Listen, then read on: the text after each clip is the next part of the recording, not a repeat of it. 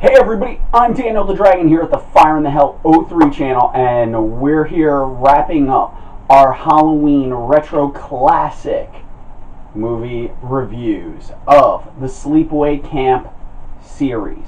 That's right, we're on Sleepaway Camp 4, or Return to Sleepaway Camp.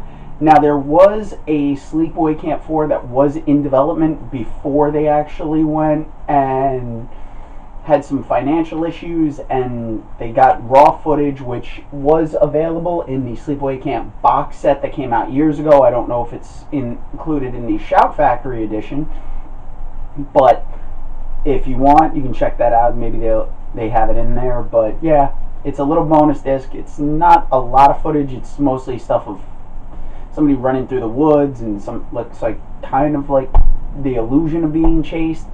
But we got a full return to Sleepaway Camp and the return of a lot of, well, some of the original actors, that is. So without further ado, here's Return to Sleepaway Camp. Now, this one came out in 2008, and it has a lot of retro throwback to the actual original Sleepaway Camp, which is actually really interesting when you think about it, because the second and third installments in the series, they picked up, but they didn't actually have any major tie-in other than Angela. Well, this one starts off with news clippings, and you get to see like articles and flashes in the titles of Camp Manaby. Camp Manaby. Yeah, we already know this is going to be a fun camp, because there's references to Camp Arawak and Camp Manaby, which is the new camp. And when you see the cabins, they look a lot like the cabins from Camp Arawak. The style of the way things are set up is very Sleepaway Camp 1. Now, in the previous reviews, I've broken down the way the movies are, and this one, it's a little more difficult to break this one down into a step-by-step procedure, because it is very similar to the original, and I don't want to rehash the same kind of deal all over again. So what we're going to do is we're going to have me basically tell you the synopsis of the story this time, without going in a breakdown of each individual event, because we actually start off, you have the camp. It's a typical camp, but for some reason these kids they look very retro, even though this was done in 2008, and it's got a feel of like maybe it was in, like, it's somewhere mashed in between like the late 80s, early 90s and 2000s. Like, it's weird.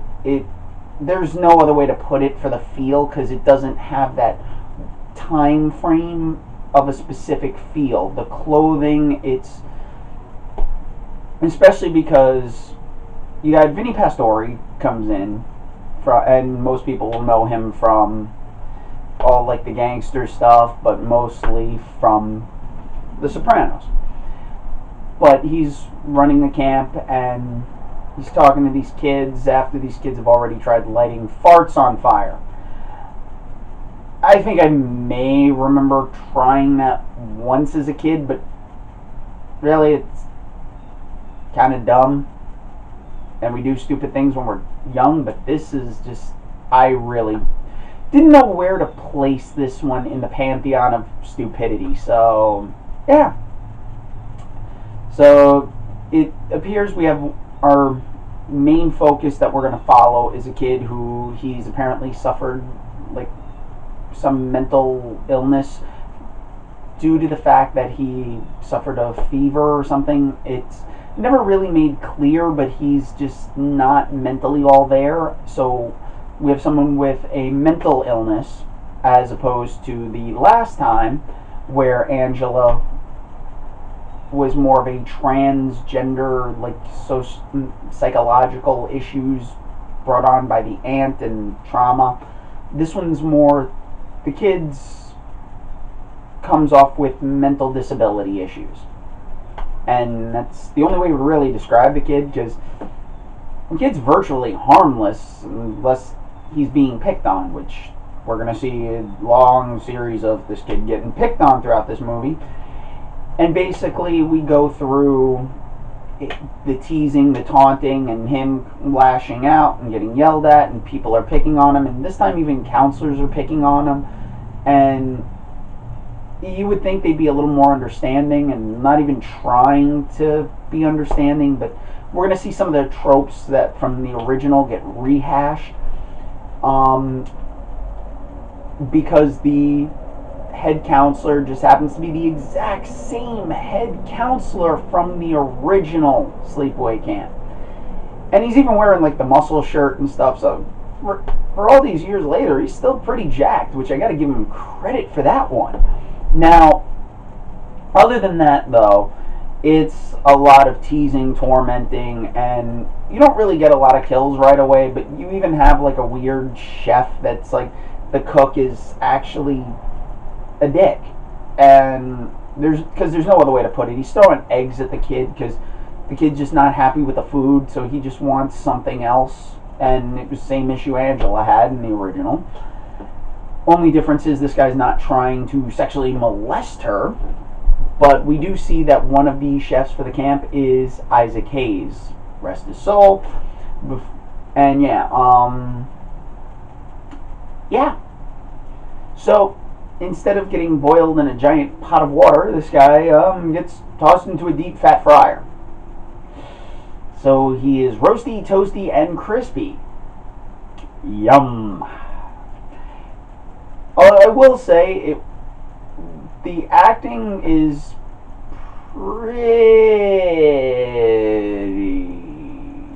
not good. Yeah. This is about as bad as it can get for what you would say would be low budget. No, you had people in there that looked like they could act, and it looked like they weren't even trying half the time. And it looked like they really were trying to capture the feel of the original. And after the roasting of the deep fat fryer, they start bringing up Angela again and Camp Arawak. And we find out Angela's supposedly been locked up in an institution or locked up behind bars, whatever it is, for like the past 10 years. They mention Ricky, cop with a voice modulator, because I lost my voice through cancer. Yes, I'm doing it. Yes, I'm making fun of it. It's kind of a ridiculous trope. The cop goes off to go see Ricky, because after this killing started up, there was that reminder. Because apparently Ricky survived his beating at the hands of the previous camp owner, and Ricky's still alive and still a bit of a foul mouth. So, yay. Good thing they didn't change that one. So, good job. Because they're keeping the tropes. This movie is filled with a lot of obscenity. There's torment and torture. This is really you can focus in on the kid has mental disability along with the bullying aspect and anti-bullying, and you can tell like anti-bullying plays a big part, because it seems like everybody who bullies this kid is the ones who are going to get punished royally for this one. And we pretty much have not a huge assortment of deaths in this one, but there is some similarities, that there are throwbacks to the older ones. We do have, like, I can't even say that there's a lot of great kills, because the effects aren't really that great, because it seems like they kind of cheaped out a little bit with the effect, and they're not showing the death kind of like they did in the original. So it's mostly off screen, or it's like very quick and you don't see it. And for a horror movie, I like the fact that you don't see stuff sometimes, because if the effect is going to look bad, then it's probably best not to show it, and it can leave a level of suspense. But this one's only an hour and like 22 minutes. It's not... You kind of got to give a little bit more of a gore factor.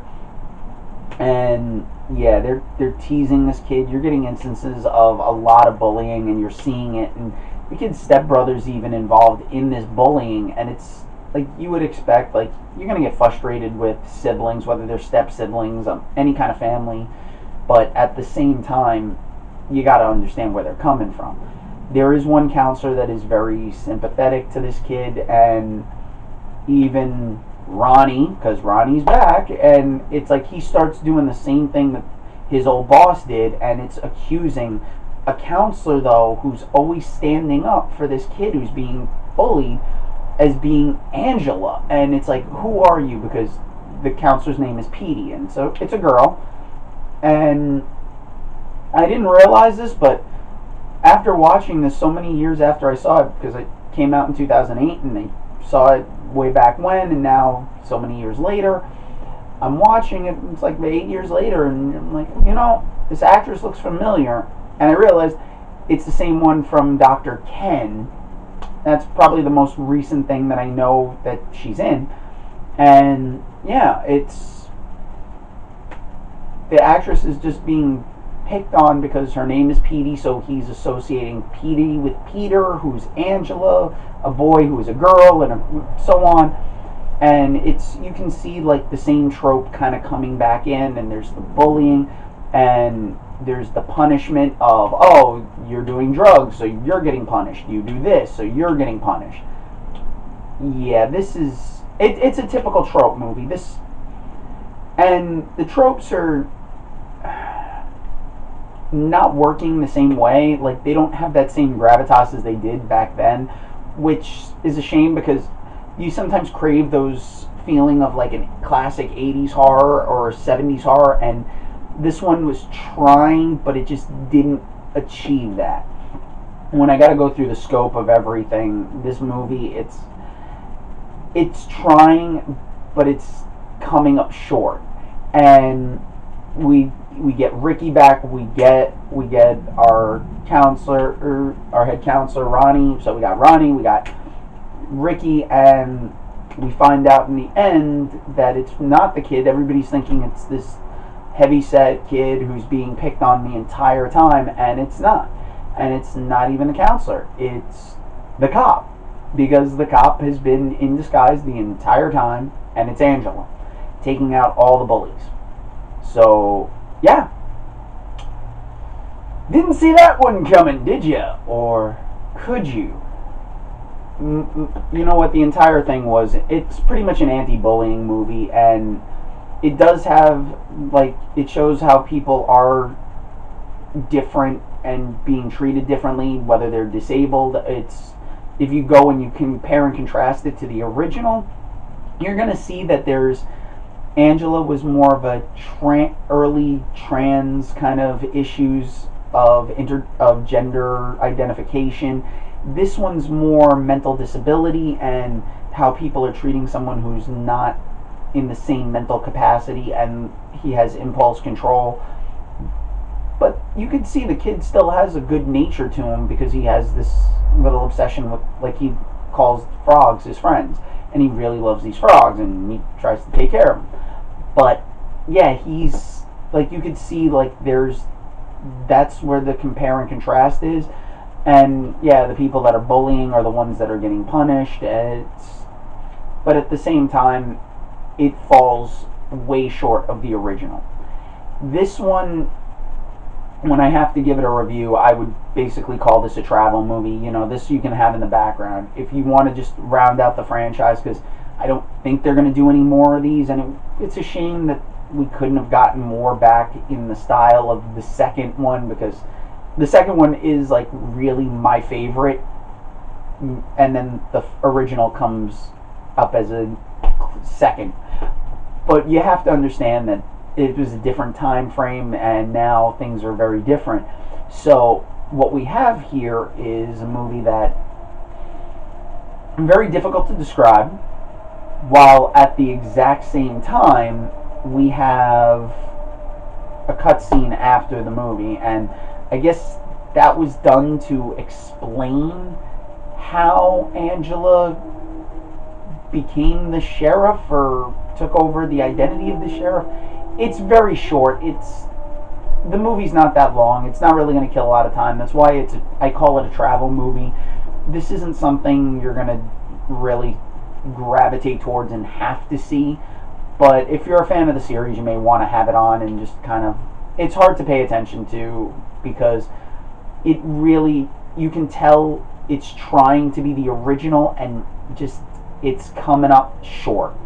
And that's the biggest problem for this entire movie is it had its identity of bringing back some of the original actors, and while in a good attempt, this one just kind of fell short. While I'm not going to say I hate this movie, because I don't, because there is a nostalgia quality to it because of the feel, and they did create a nice feel and a compare and contrast. This one just, it's not on that same level of you have to rush out and see this one. So, yeah, it's a travel movie, and this kind of wraps up our horror movie month for October. I'll be letting you guys know what's going to be coming down the pike. If you follow me on Twitter, and there's a link down in the description below to follow me on Twitter. You can follow me on Instagram. So you'll have some of my social media links. You can follow me there. Like this video if you found it interesting or you found it even any kind of informative. And if you disagree with my review, please leave me a comment down below and let me know what you thought of it. And you know what? Let's subscribe to my channel, guys, because you know what? You guys want to know what I'm going to review next. Yes, I'm going to let you guys know on Twitter, but at the same time, you can find out a lot easier because you can also check my backlog of other reviews that I've done, some Loot Crate unboxings, which hopefully sometime in the new year I'll get back to doing those once certain things get resolved. But in the meantime, I'm Daniel the Dragon at the Fire in the Hell 03 channel. I hope you guys have enjoyed this review. And remember, I'll see y'all next time. Take care.